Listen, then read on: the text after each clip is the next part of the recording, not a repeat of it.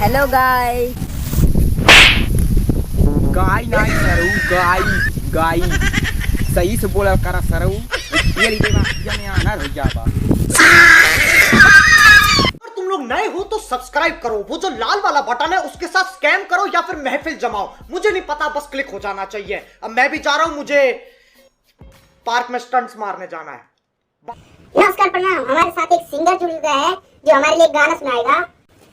कि भोसड़ी के रिपोर्टर। नो। कौन सा क्लास में पढ़ते हो उसका नाम बताओ। हाँ, रीता कुमार 6 क्लास में पढ़ते हैं। 6 में पढ़ते हो, ठीक है। कौन सा सब्जेक्ट अच्छा लगता है? हैं? कौन सा सब्जेक्ट अच्छा लगता है? बैगन।